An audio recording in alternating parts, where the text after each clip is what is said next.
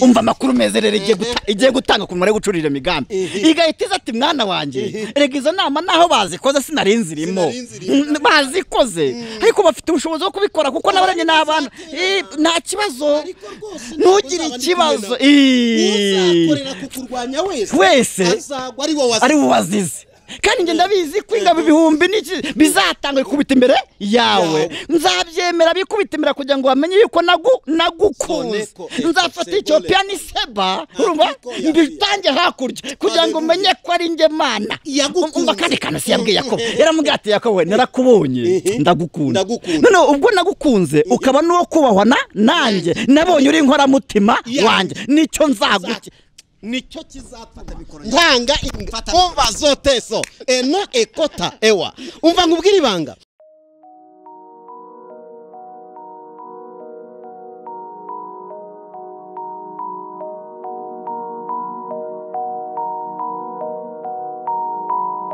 tuguhaye ikaze mwene data udukurikiranye kuri televiziyo ya Duhumurizanye TV. Imana ni guhumugisha ni kwa kundi tujya tubikora tukaganira ijambo ry'Imana mu buryo bwagutse tugasesengura ijambo ry'Imana kandi tukaguha message tuba twahawe muri iryo jambo. Ndagira ngo muri uyu mwanya udukurikiranye nyemerere tubane hanyuma uragira umugisha. Dufite ubutumwa bwawe Imana ishyize ku mitima yacu, nturangare ngwino tubane. Imana ishimwe cyane. Hanyuma munyemerere tubanze dusome ijambo ry'Imana turi buganireho uyu munsi. Turasoma mu Kuva igice cya 23 n'umurongo wa 20 wonyine. Dore ndatuma marayika imbere yawe akurindire mu nzira akujyane aho nakwiteguriye. Amen.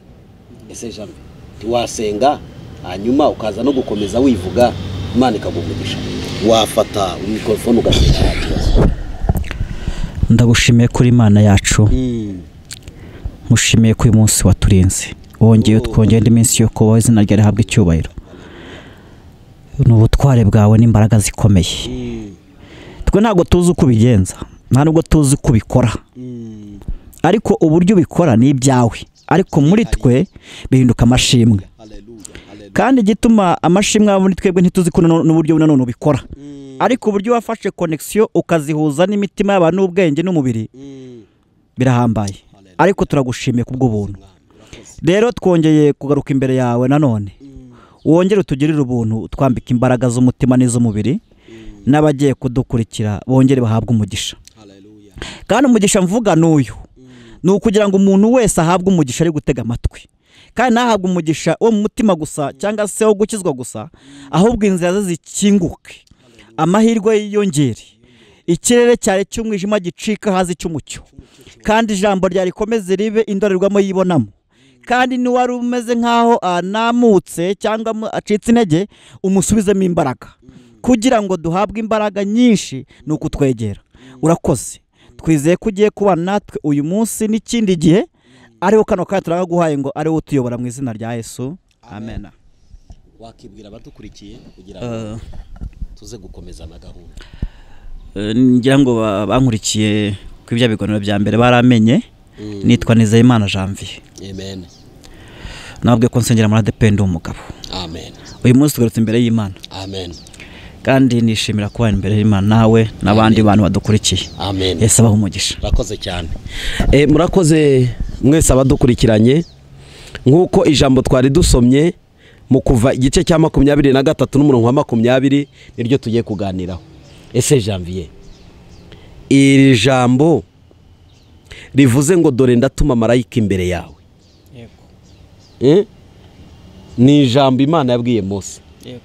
Dore ndatuma marayika imbere yawe akurindire mu nzira akujyanaho nakwiteguriye. Ari ibintu bitatu nizemo.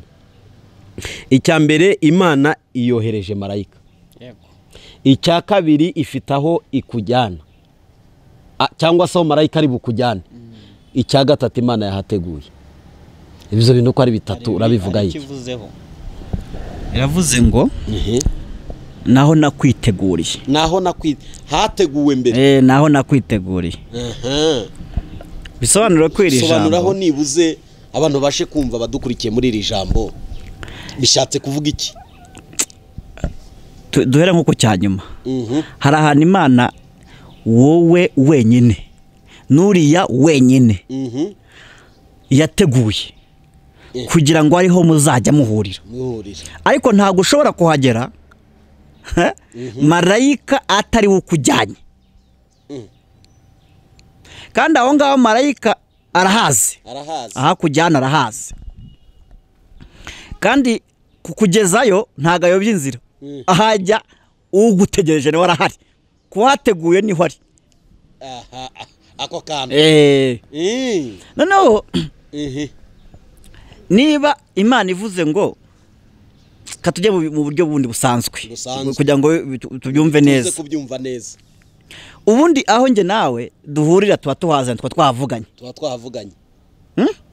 ariko bishobora gupangirwaho duhuye mu nzira cyane mu mwuka siko bimeze ibi nje mu mwuka birarushya kandi bikanezeza kandi igituma binezeza burya nuko ari surprise ni surprise burya ikintu cyose kibaye surprise gikora ku marangamutima kandi ibintu byo mu mwuka biba connection no mu mutima rakoze cyane bitandukanye no kuba wowe uraho gusa ibi byo mu mwuka biza bitewe n'umuhamagaro wawe n'imyumvire yawe n'ikirere ufite kandi Janvier mu bintu bikomeye Satani yica ashaka kwica ikirere cy'umuntu ni nacyo cya mbere Satani arwanya ubundi ntago umuntu ajya gutanga umubiri we ku wundi muntu ngo basambane kubera ko ari ibintu byaho ngaho biba byabanje mu kirere Satani akabanza agafata iki kirere kirari kikakubamo cyinshi umutima ukabikunda ubwenge bukagenda bwamara kugenda no Satani agategura indi connection donc connection y'Imana ahanga yahishe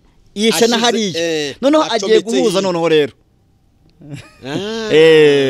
noneho ibushize kwica ikirere burya Satani yajya kwica umuntu yego kandi ikindi ibushize twavuze ko Imana idashobora gufata umwanya ngo izirwane n'ibyo washyize mu kirere cyawe kuko icyiza ubizimo urabisobanukiwe bitandukanye n'umupagani waho hanze uwo nguwo Imana iramukurikirana kavati yazamenya ukuri uyu nguwo kandi namenye ukuri nakumenya kuzamubatura aho ngaho kuri uwo mupagani hari naho Imana ishaka gutanga ingabo nyinshi zigapfa nubwo Imana atazabishimira itazamuhanda ibyo yakoze ariko gupfa kw'izo ngabo harimo inyungu y'Imana kandi hakabamo n'inyungu y'uwo muntu kuko agiye gusobanukirwa asobanukirwa kandi muriho y'ubupagani asobanukirwe na wa murimo yakoraga mubi noneho yinjire ajye mu wundi murimo mareka muhaye akoze cyane none nibwo bwa buryo wumva ngo umuntu ngo yahinduriwe amateka y'umuntu ni wiyivugira kandi burya ni nawe uyazi haje akandi kantu hari marayika ugutumwaho apana wowe utagomba kumvira wagomba guhuza n'ibihe ubyange ubyemere niyo mpamvu nahamagawe nure yahamagawe twahuriye mu nzu y'Imana uwo marayika wadutumweho akatuzana mu nzu y'Imana ntabwo twamuhamagaye nta nubwo twamubwiye tuti vayo we yaratumwe urakoze cyane nibutse igihe nahamagariwe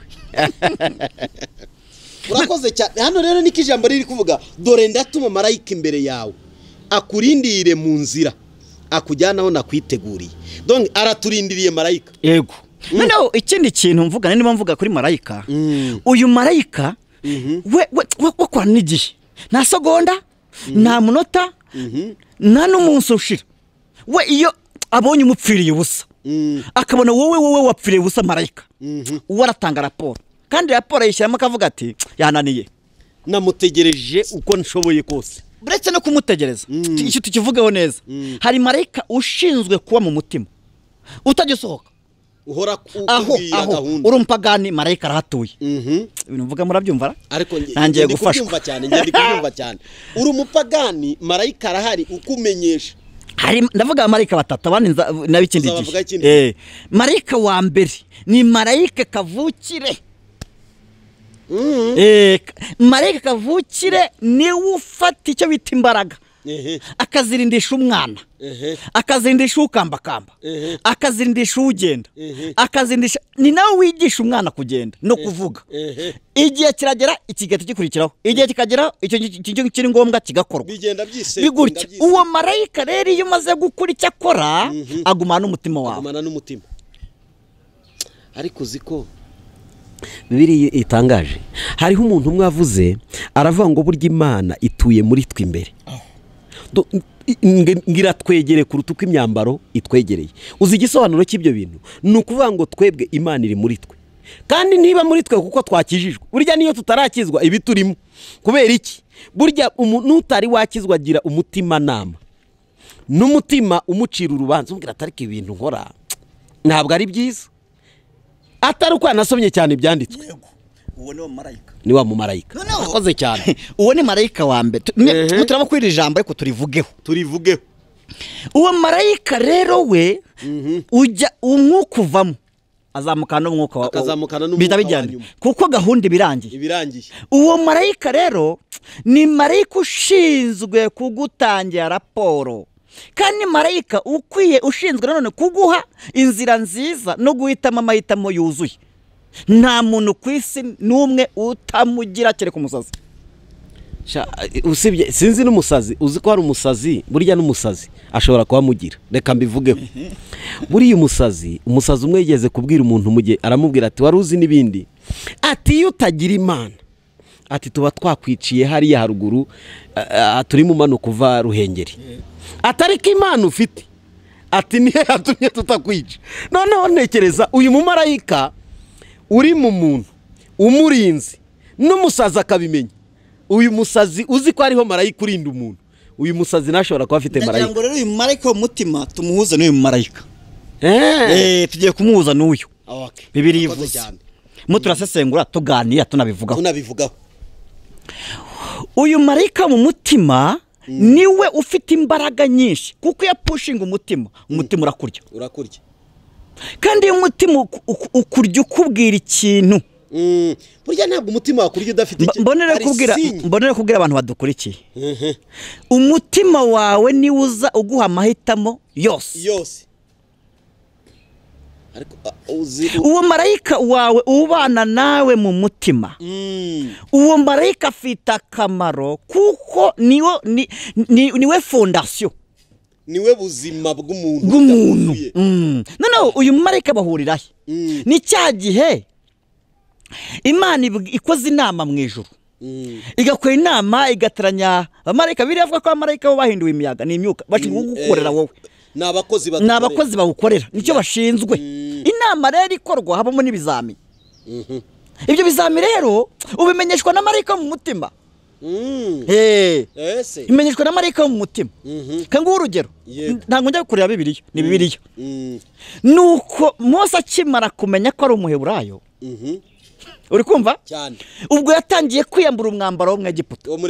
Noneho umva umutima icyo uvuze rero marayika mu mutima, ngo agiye asanga habisiraye bari Egiputa umwisirayeli, umutima uhita umubwira ngo ishyaka rirazamuka ako kanya. Uwo ni marayika, ngo ahita aramuhwanya arangiza agerekaho arahamba. Ariko wa mugani uzi ko uwo ni marayika umubwira ati kuki ishyaka rya bene wanyu utarirwana, kuki utarirwana. Uwo ni marayika wo mu mutima. Kuki bene wanyu barenga nubizi, kuki uyu mbese none kubikora uko birahura n'umugambi w'Imana yashatse, kuko aragira ubwoba atangira ahunge, agenda afata imisozi. Noneho nagera kwa mugabo niba yitwa Yetiro, hakurya hari umusozi witwa Sinayi, kandi aho ngaho hari igihuru cyaka kidakongoka, kandi bizwi mu mateka ko aho ngaho hari ku musozi w'Imana.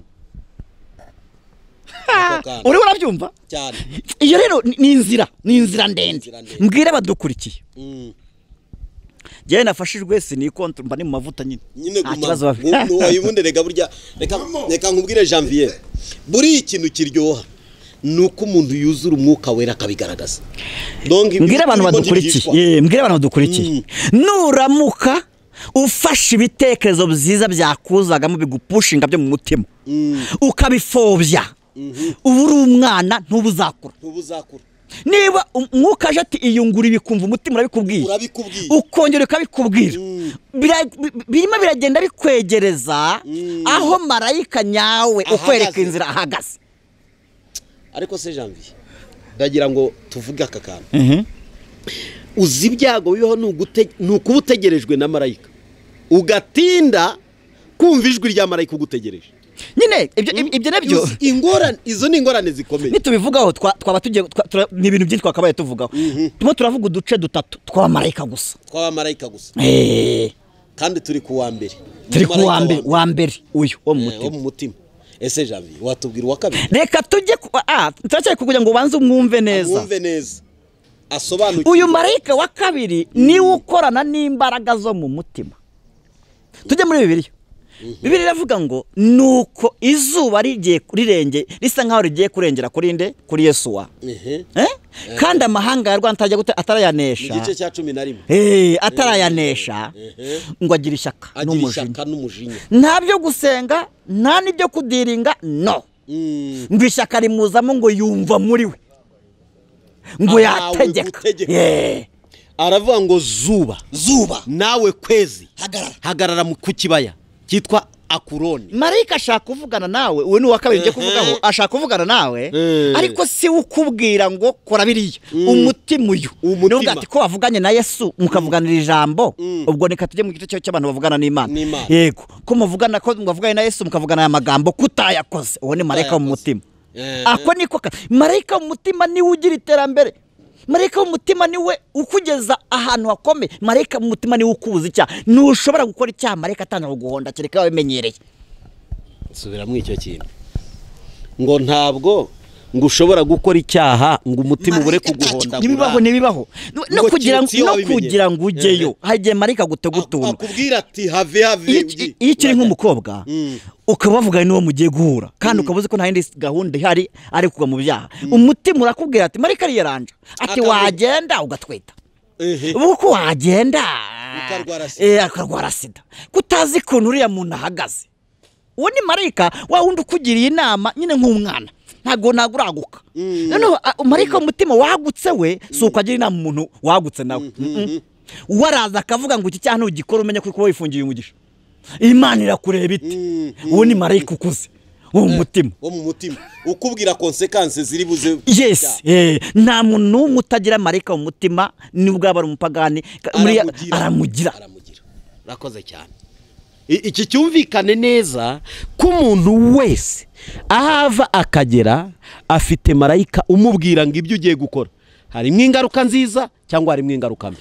Rakoze cyane. Noneho rero bino twakabivuzeho tuba turetse gatoya tuvuge kuri marayika wa kabiri kuko iminota mirihuta. Uyu marayika wa kabiri we icyo ashinzwe ni ukuza kureba ko igihe ikirere cyawe kimeze neza. So ngakano kana mba nkakuye hera uri ikirere cy'umuntu iyo kimeze neza. Wibuke Bibiliya iravuga ngo muri Yesaya 62 n'umurongo wa 6 haravuga ngo yewe Yerusalemu we kiza abarinzi ku nkike ntibazatuza ku manywa na nijoro, yemwe abibutse Uwiteka ntimugatuze ntimukamuhwemere kugeza ubwo azahindura Yerusalemu ishimwe mwiza. Umva rero icyo nigendereye kuvuga. Iyo abantu barimo basenga baba bari gutegura ikirere, abarinzi bavugwa bari ku nkike nibande n'abinginzi. Abo binginzi bari kurwana na ya myuka ikorera mu kirere kugira ngo marayika abone uko atambuka neza. Uri kuvuga rero kuri marayika utegura iki ikirere. Natwe ubwacu iyo twasenza amasengesho ategura iki ikirere. Vuga kuri icyo kirere aho Imana ikumbere umugisha. Haleluya. Ayi ndiko ariko se uzi ko umuntu yumva afashwa akagenda yumva ibintu neza. Ndatekereza badukurikiye badutega amatwi ndumva ikirere cy'ubuhanuzi kigiye kumanuka. Uyu marayika utegura iki waje kureba ikirere, uwo nuwaje kureba ikirere. Marayika umutima ni utegura inzira ukabanza vahanga tujye muri bere kugira ngo babyumve neza. Nuko ngo marayika umutima araza abwira Abraham nubwo biratari kubivuga neza. Ava mu rugo ajya munsi y'igiti cy'umwera ngo agire ngo agereyo ngo ari masenga ngo abona amarayika bahise baza batambuka ngo ababonye ahita bamenya. Ariko se wa mugani abamenya ate tutatwarengaga buriya yari afite andi maso kandi yari ikirere yari arimo nyine nibyo nkubwira reka nkubwire ikirere ni ikintu cyumvikana ntabwo waba ugiye mu bantu baparitse mu modoka uzi gutwara imodoka ngo wumve utinya imodoka kuko icyo kirere waracyubatse cyane ni nk'umuntu wize yageze mu bantu bize icyo kirere abagifite kuvugana nabo biramworohera kuganira nabo biroroha iyo uri kumwe n'abantu musangiye ikirere kuvugana nabo biroroha ururimi muvuganira umwe dushobora kuba tuvuga bino bintu wenda badukurikiye ntibabyumve neza ikirere ni bwoko cy'ikirere ikirere ni ikintu wamaze kwinjiramo wafatishije wari uzi ko no guhanura ari ikirere nayo ni ikirere wari uzi ko kubwiriza ijambo amavuta akamanuka ari ikirere wari uzi ko gucuruza ukunguka ari ikirere wari uzi ko kubyara ukarera neza bagakura ari ikirere wari uzi yesu we wari uzi ko buriya no kwambara ukaberwa ari ikirere buriya uzi ko abantu bose bataberwa Janvier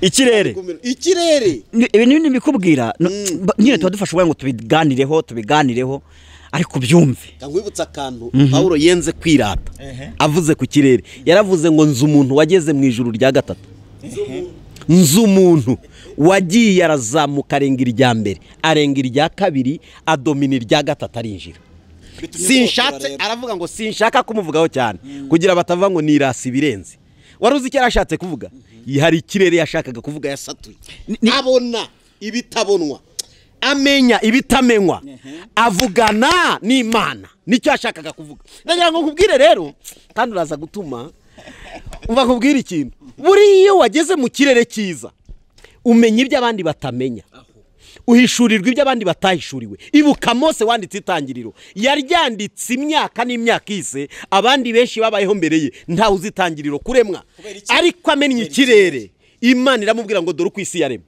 dore uko byatangiye dore uko byabaye dore uko byakuze tosiri boresta aya uzi ko buri ikirere aricyo kizaduha amakuru nyayo uzi ko ikirere kizaduha ikirere ese urashaka kugira ngo tuve ku kirere uzi ko buri abana b'abahanuzi bagira ikirere batarenga ndiho ndagushotora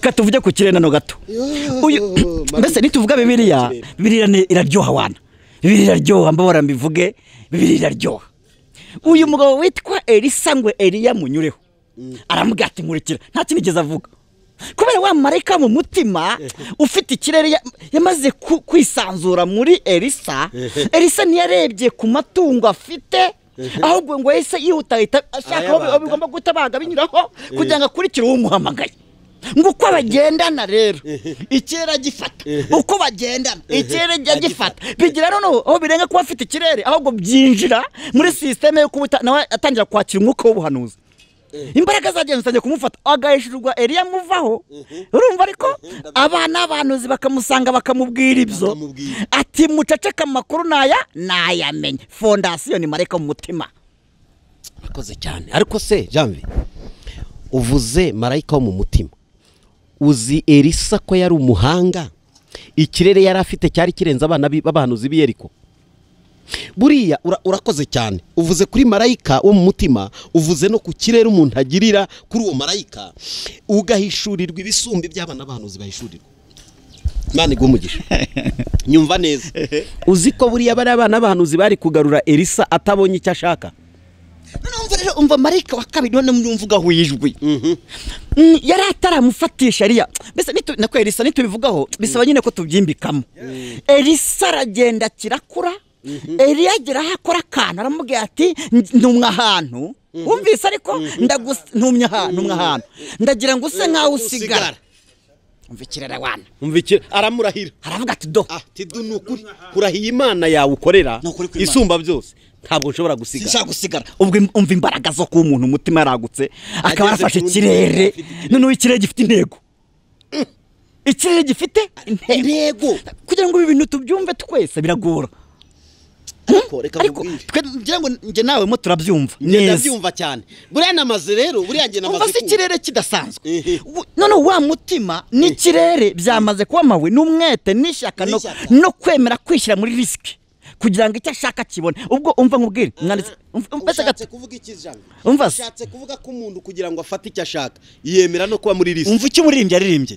Yaravuze ngo mu rugendo sinabimenya byose ngo ariko nziko nzabimenya kuko ndi mu rugendo. Ni kuki turizwa n'ibyago biriho kandari. Uyu Elisa yaravuze ngo ibyago biri buze kumba habiri imbere yanjye byose ndemera mbijyemo. Ariko noneho ndagira ngo nsobanukirwe iby'uru rugendo rwanjye na Eliya. Ngo kandi ikintu gitangaje ngo bageze kuri Yorodani niho yamuhishuriye amakuru. Usa nkaho usimbutse akantu ngo yarongeye aramwinginga ati nsaba icyo ushaka. Bari kuri Yorodani, burya bari kuri Yorodani ni ngo bari bahagaze. Aramubwira ati rero bageze kuri Yorodani yaramuhindukira aramubwira ngo nsaba icyo ushaka ntaratandukanywa nawe. Aramubwira ngo ndaga imigabane 2 y'umwuka ikurimo. Kandi urebe ku Elisa yarahishuriwe, yaravuze ati we niba kubitaga muri Yorodani gacikamo ngewe nkivuga ihita icikamo ndakubise. Gatwanya tuvuge ku kirere. Urumva kuntu umugabo yari yarahishuriwe. Nakubaza nti mbese ikirere umuntu yamenya ko cyubakirwa he? Dufate nk'utuntu nka 2 Imana yubakira. Tuve mu byo mu mwuka, tuve mu byo gukizwa. Kuki umuntu akundana n'undi? Ikirere n'urukundo. Urumva kugira ngo nge nawe dukunda. Urukundo ni ikirere. Ni ikirere. Ariko tekereza urukundo ruza rugafata umuntu ati ndemera nkora iki ukagikora. Oya ahubwo ndava kwa papa. Yego ndave kwa mama. Tujye kwibanira. Niyo mpamvu uzumva ngo twakira. Niyo mpamvu uzumva ngo hari n'ikirere gitangwa n'amafaranga. Shone rwose. Ahubwo reka mubwira amafaranga no kuyatunga nacyo ni ikirere. Urakoze. Noneho munasobanura ni ikirere. None se uyu munsi turirimba yarabuze amafaranga arabuze. Reka nkubwire jya hano neza mu mujyi wa Kigali hari ahantu uri buze kugera avuga ngo amafaranga arahari. None wowe ntufite ikirere cyayo ariko hari abagifite. None ako kano karaje kandi ngiye hari utuntu bita tuzo uwo mwanya simenye ngo tuje cyane ni kumwuka. Hari ibikirere noneho cyiza kiri bugushireho, hari n'ikirere kiguhora abantu bakakwigiraho bakavuga ati ni mumwe niko bivuga ni mumwigireho ni mumwigire. Tuvuze ku bintu bya Bibiliya iravuga ibintu biba ku isi gutya. Bibiliya irensipire. Bibiliya ni inspiration. Buriya mu buryo yarahumekewe. Bibiliya ijambo ryose ririmo ryuzuye imbaraga kabone naho twebwe twabona nta ririmo, ariko abafite imbaraga z'umwuka wera muri bo inyuguti ku nyuguti rirahambaye. Uyu marayika wijwi rero niwe wenyine utanga icyerekezo. Ako kantu icyerekezo uyu marayika wijwe ahangana n'iki? Kandi ako naka gatatu. Yes niwe utanga icyerekezo. Kavangwa icyerekezo. Nukubanga abantu badafite icyerekezo bakeneye marayika. Turavuga mu bice 3. Hari umuntu ugira icyerekezo kubera icyo yabonye. Example amafaranga yabonye agahita amubwira icyo ari bukore. Ibyo ni bisanzwe. Noneho hari uwo marayika mvuga wijwi ni uza kuguha icyerekezo cy'iby'Imana yatekerezaga, cy'iby'Imana yatekereje yagambiriye. Noneho urimo gukora muri presence. Yes ibyo irimo ishaka gukora. Ntabwo nshobora rega ngewe ntabwo mvuga ibintu bitandukanye na Bibiliya. Urumva uyu marayika we uko akora ni marayika uzaguha amakuru kandi ukayaguha niko yumva, uko ugenda niko muvugana, none bikajya bikava mu byo kukuyobora bigahinduka ubujuti. None ugahita uhinduka ikirangirire mu ijuru yuko mu isi hari umuntu. Niyo mpamvu marayika ategeza aruha mu gihe cyanuza cya Nowa, kuko yaraje amubwira ati nowe ati karame uri hano hafi uri hano turanyagere tusawa ndi hano rwose ati ndagira ngo tuganire, kuko ntago byayi kwa kuruma ngo reka mubwire numva kanyumvira oya avuga twiganirire. Hari ibyago bizaza ukuntu bizatera ukuntu, none wambabara tukabanza tukaganira ati mbwira wambonera ishoka ukambonera umuhoro na bya bintu byose bibaza inkero byose ati nkakwereka igiti nkakwereka metero na mikono ibintu byose kubigenza. Urumva kuntu marayika wijwe ameze. Ikintu kinanyobera Janvier Imana kunariseriye mu biti byose byariho mu gihe cyo kwa Nowa yarobanuyemo igiti cyitwa gofero. Urabyumva neza amakuru kandi hari ibiti byinshi witonde. hari ibiti by'intusi, gereveriya, imisave, imihati, imiki, sinzi n'ibindi amoko y'ibiti urayazi, imiyenzi, yewe sinzi ibiti byose ariko hitamo Imana yambwira ngo witonde udapfa gutoragura ibiti ubonye byose. nzi igiti gikomeye, igiti kibazwamo kitazameneka, kitazagira ikibazo cyo mu mazi kikabura, ni igiti cyitwa gofero.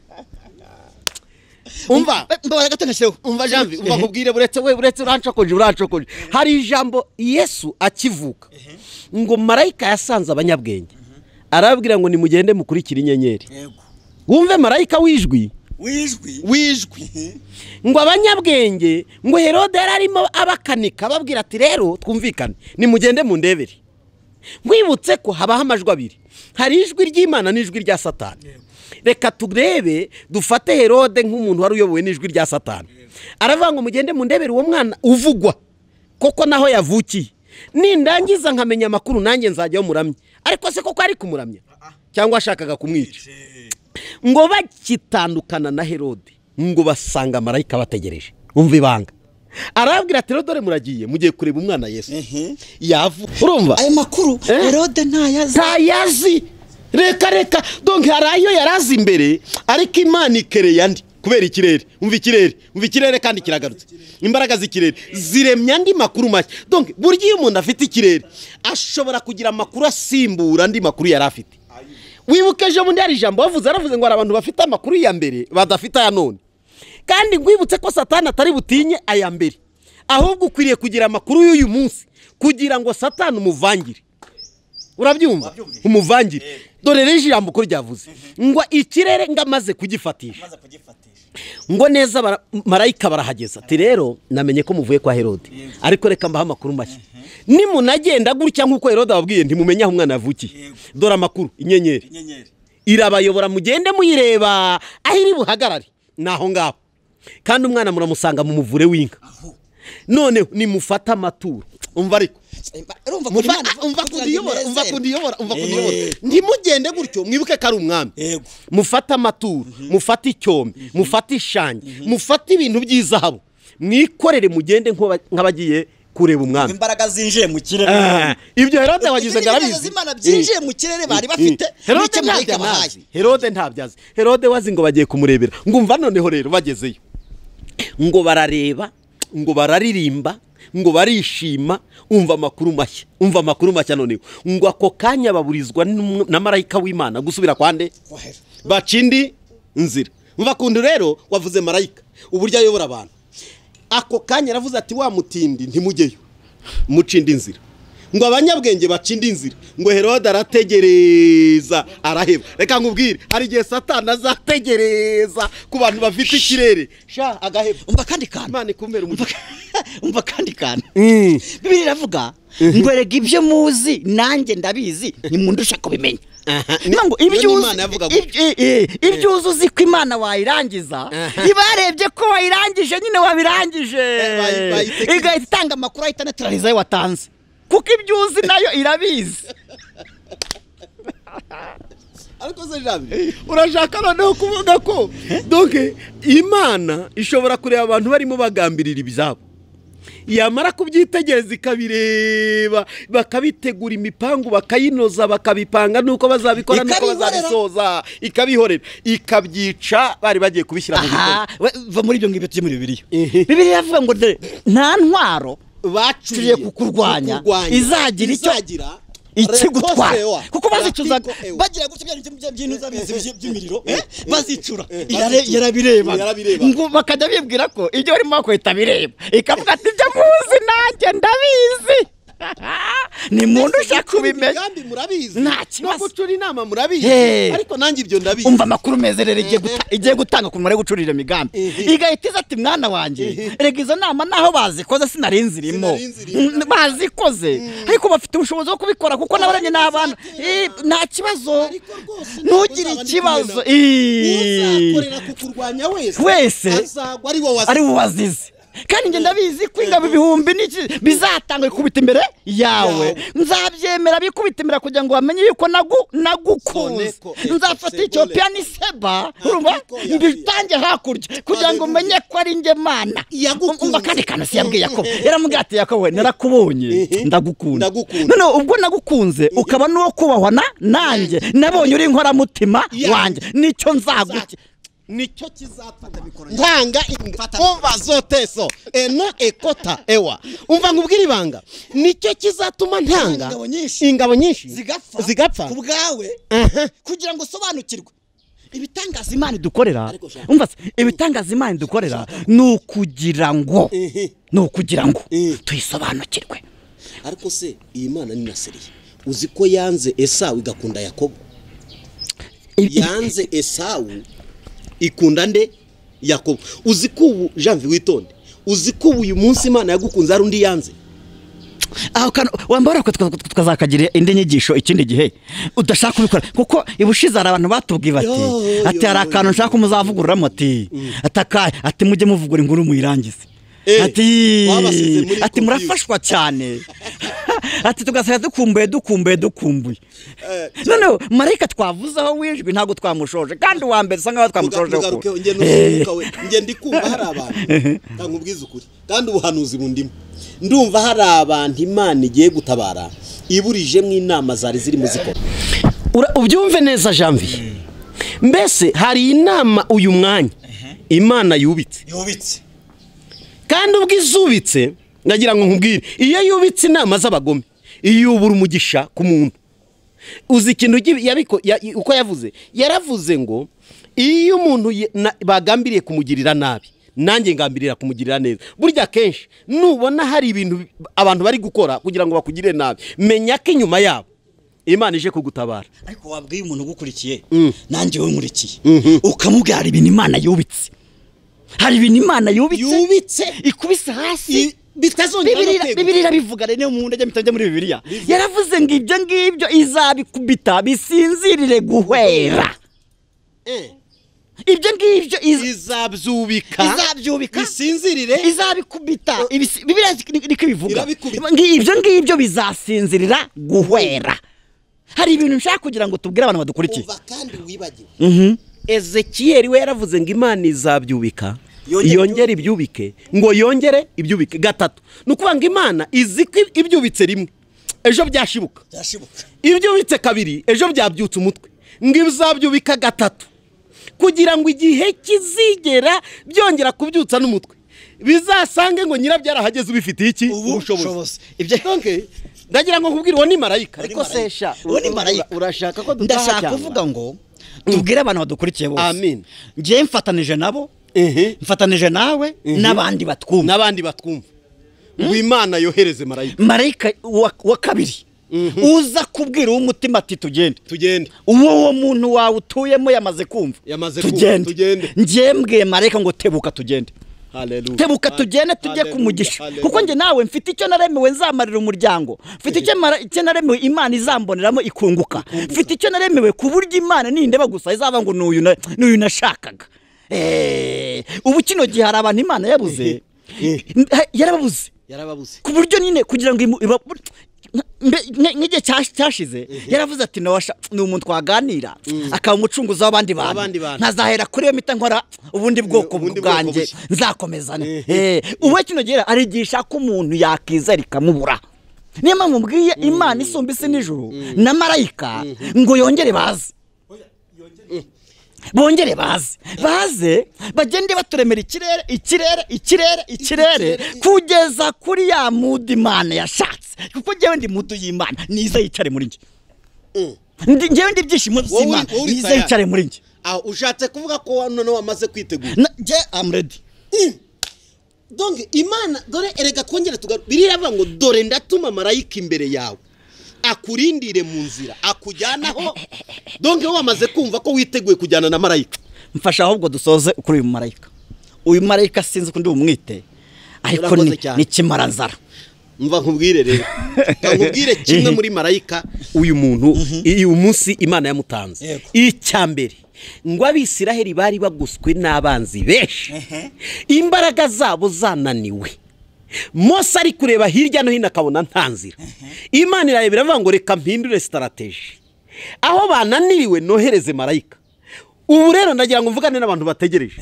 Uyu mwanya hari abantu bananiwe batareba inzira, badafite iyo bava n'iyo bajya, bahagaze nk'abatazi icyerekezo. Ndagira ngo duhanure, Imana yohereje marayika wo kubaha icyerekezo. Ubu nonaha ubu tuvugana uzumva kino kiganiro aho uzacyumvira isaha cyangwa isogonde uzakire marayika itukurengera.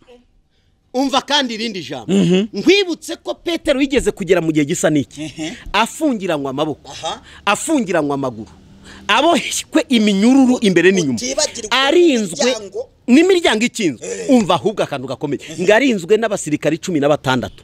Uza abasirikari 16 igisobanuro cyabo, umwe ashobora kuba inzara, undi akaba ubukene, undi akaba ubushomeri ubambarire, undi akaba uburwayi, undi akaba abatindi bakuroga abacuraguzi, andi bakaba bakutuma inkuba, undi akaba umurozi akayituma ku muryango. Uwo mutindi kandi aza kwirirwa kurarira ku nzu utaramutumiye. Icyo akora baba bazamu beza, kuko n'ubundi tubyuka turi bazima ntacyo tunaba. Shaba batindi Yesu azabahagakiza. Umva none kuzagera kuri 16 ngo bamuzengurutse imbere n'inyuma. Urabyumva neza? Ngo bamuzengurutse.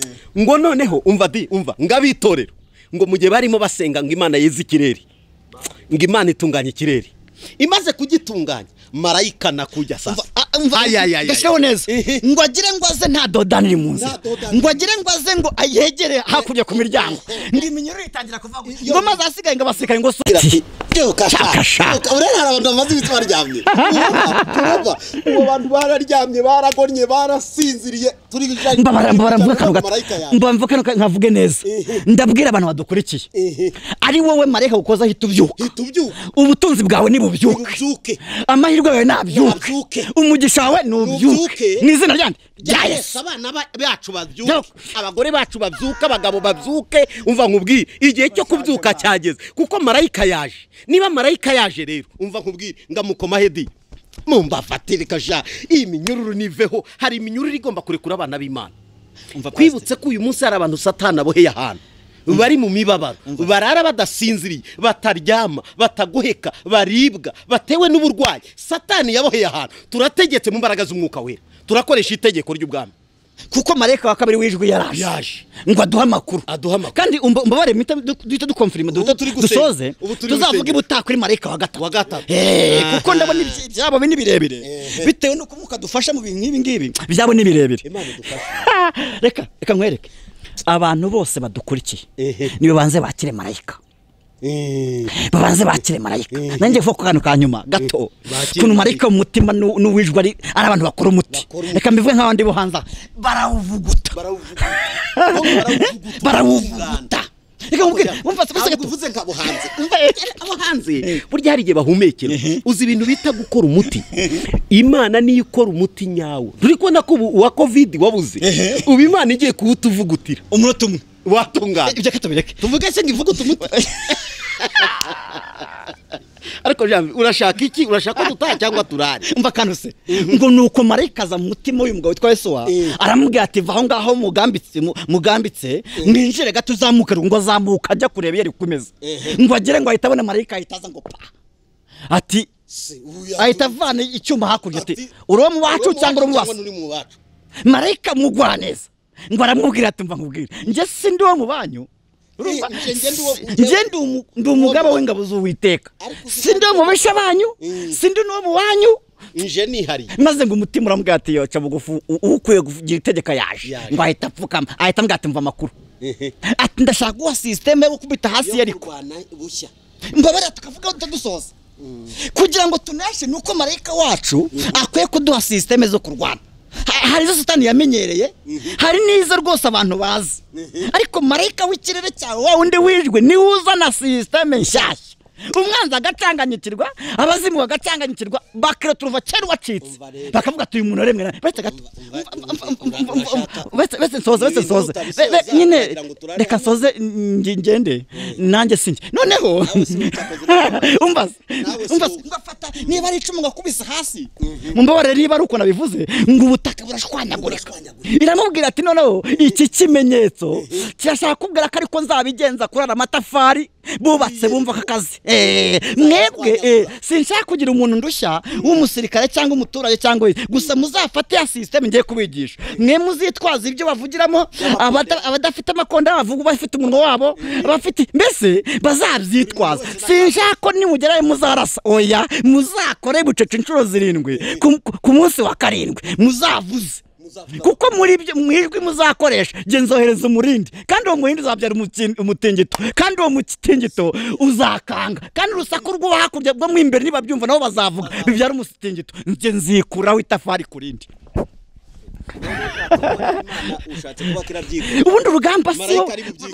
ubundi urugamba si urwawe rufitanye uzasoma ibiri ariko ivuga ngo urugamba si urwanye n'urw'Uwiteka ingamba nyinshi turwana zikadatunesha nuko twiyangaje mbere ariko mari kuduha amakuru ni urangiza urugamba rw'ibanze kose